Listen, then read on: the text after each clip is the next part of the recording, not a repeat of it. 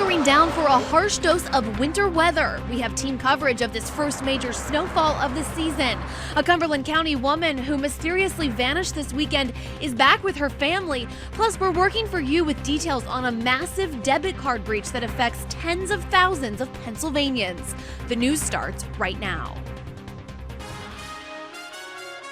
Now, from the station working for you, this is ABC 27 News in high definition. Good evening to you and thanks for joining us. I'm Megan Healy. It had lingered in the central part of the U.S. for a few days, but a winter storm finally made its way here today, dumping snow and making for very dangerous road conditions. A crash on the Pennsylvania Turnpike turned deadly. A driver in a minor crash was struck and killed around 12:30 this afternoon near the Morgantown exit, and about 50 cars behind him were involved in a series of fender benders that closed westbound lanes for most of the afternoon. Unfortunately, the worst of this may be yet to come as the threat shifts now towards ice. We are covering all angles of this winter mess, beginning with our Carissa Schatzer, who's in York, looking at the roads. Good evening, Carissa. Good evening, Megan. We're here along I-83 at the Yoakumtown exit, and traffic is moving. There's not much traffic right now, but the cars that are coming through are moving a little slower than usual. I know on our way down here, we didn't go any faster than 45 miles per hour because the roads were pretty slushy, but what we have here is nothing compared to what families in southern York County experienced. I've waited all year for this day. I played in the snow, I built snow barriers, just fun. And had fun. This was in the middle of his street. There was a little accident down the street, then the ambulance got stuck, fire truck was stuck, so it just like chain reaction. And people were actually sitting on the streets, for about 3 hours before everything got opened up. It happened on Route 851, the main road connecting Stewartstown and Shrewsbury. Even when we were leaving to go out in the afternoon, the one part of our road we kind of got stuck on. I had to get out and push the car a little bit. The interstates, obviously, they have to, take a priority, obviously, but we just couldn't believe that it took that long for them to get to our road. But according to PennDOT, they have more than 10,000 miles of mid-state roads to keep clear. We had trucks out there an hour or so before the storm even arrived, and there shouldn't be such a need for anti-icing for that. 83 was slushy, you had to take your time, but they had it pretty well cleared. We've had enough of the winter weather for one day, that's for sure. But the winter weather hasn't had enough. It'll likely continue through the night. PennDOT officials say they won't let it freeze the morning commute. And then we had everybody coming in on an early shift. Right now, the early shift starts at 4 a.m. so they can be out there treating the roads before the morning rush hour. Depending on conditions, we may pull them in earlier, such as a midnight call out. And if you'd like to check road conditions before you head out, you can always call 511. Working for you live in York County, Carissa Schatzer, ABC 27 News. Okay, Carissa, thanks so much, and you stay safe out there.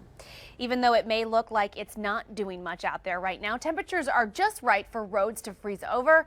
Meteorologist Ryan Coyle is here now with what we can expect in the overnight and into the morning commute. And Ryan, I guess the good news with all of this, it's happening while most folks are sleeping. Yeah, for the most part, that's one thing we can take away from this. But going forward here through the overnight hours, we are going to continue to see everything freezing on contact. Our temperatures are way below freezing. We're not even close to the 32-degree mark. Storm track Doppler radar on the wide view, you can see just off to our south another batch about to brush by our region here, and we will get into some of this freezing drizzle around the region. We haven't seen too much, but it's that mist. It's sticking to everything outside because the temperatures at this point are still in the 20s. Now, York is getting a little bit closer at 30 degrees at this point, 28 in Carlisle, and our temperatures will continue to rise through the overnight, but even some of these Toyota WeatherNet sites, we just picked 4 out of the hat here. Paxtonia, 25 degrees, Jonestown, still coming in at 26 degrees. So between now and about 8 a.m., you're talking about freezing drizzle, fog, maybe even occasional sleet mixed in. It's probably not until after 8 a.m. that we really transition over to just plain rain showers. Now, there's not going to be a lot of freezing rain with this system. It's just going to put a light glaze on things and on roadway, untreated surfaces, but it doesn't take a lot of ice to cause problems, and that is our concern here moving into the morning commute. We'll detail the rest of the forecast, talk about a little bit of a warm-up here in the 7-day coming up in a few more minutes. For now, though, we're going to send it out to Dave Marcheski. Dave. Well, Ryan, as you've been saying all along, ice is the big concern overnight. And if you take a look now, you can actually see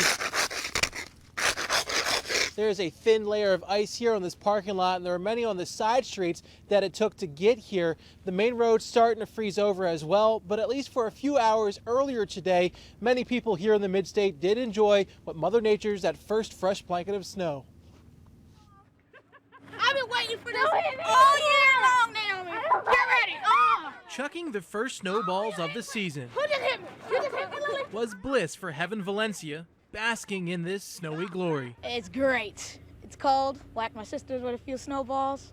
It's awesome. Unless you're used to humidity and sunshine, We don't have snow in Florida. We have nothing. We don't have anything there. It's hot.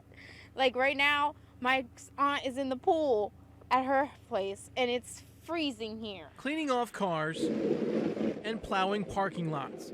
Typical snowy sights now seen for the first time this season. For Larry Miller, any weather is riding weather. Right now it's a little hard to pedal. It's getting deeper, 2 or 3 inches here. So it's a little hard to pedal. But I get my clay street all downhill. And in case you're wondering, yes, they do make chains for bicycle tires. Four wheels didn't fare much better. Dauphin County reported a slew of sliding cars and crashes, like this one here in Dauphin Borough along Route 22, 322. It's a little slippery. Some spots it's a little icy, but I say be careful. Streets glisten in downtown Harrisburg, trouble waiting to freeze. However, on the sidewalk, nothing a leaf blower couldn't take care of. Although winter officially is still a week away, most appreciated Jack Frost's early arrival. It's a little cold, but I think it's beautiful and it's fun. So not enough snow to make a substantial snowman, but again, not the snow, but the ice that's going to cause the most concerns. Authorities say it could get heavy on the power lines and cause some widespread power outages. For more information on that, we're going to send it back to Megan Healy in the studio. Megan. All right, Dave, you be safe out there as well. Thanks so much. No widespread power outages are expected tonight, but just in case, here are the numbers for our area utility companies. Be sure to write these down or save the numbers to your cell phone so you have them if you lose power. And if you miss the numbers, we will show you them again later in the show. If you've got a flight out of HIA tomorrow, airport officials are feeling optimistic. They have all of tomorrow's departures listed as on time. Imagine that. Earlier tonight, however, there were several delays and at least one cancellation. But to avoid any unneeded headaches, be sure to check with your airline about your flight status before you head out to the airport. And for the latest school closings, cancellations, or delays, be sure to check our website, abc27.com. They've been rolling in tonight. Just look for the school closings link in the toolbox section of our homepage.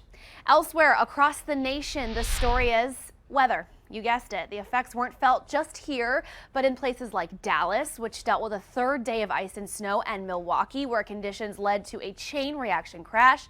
Here's ABC's Larry Jacobs. It's just a bad day to be on the roads. It's a little scary for me. A whole lot scarier for the dozens of cars involved in pileups across the country. At least one motorist died, and this one on the Pennsylvania Turnpike. Another man was killed in a massive crash on a slippery and iced I-94 in Wisconsin. I was on my phone, and next thing I knew, I looked up and just swerving through cars, dodging cars, and we ended up in the ditch. Like so many other cars. Things start getting slick, everyone starts slowing down, and then bounce, bounce, bounce. It's like bumper cars. Or just crawling along. Hundreds of trucks at a standstill on I-20 in Texas, part of the national road mayhem leading all the way up to the East Coast. The driving today was terrible. It was wet everywhere. My car slipped around the road everywhere. Just really bad conditions out there. So much ice accumulated on this apartment in Plano, Texas, it just dropped off in sheets, slicing into the ground below.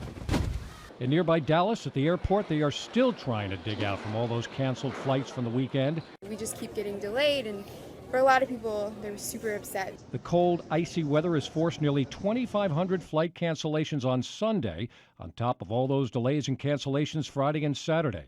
And get ready for another deep freeze coming to cities near you this week, and a rough morning commute, especially in the Northeast. Larry Jacobs, ABC News, New York. All right, there's been a security breach for tens of thousands of Pennsylvanians with a state-issued debit card. Still ahead, who's at risk, and do you know how to protect your information? And an ancient practice is working wonders for today's youngsters at one school. Find out more later in our Sunday Night House Call.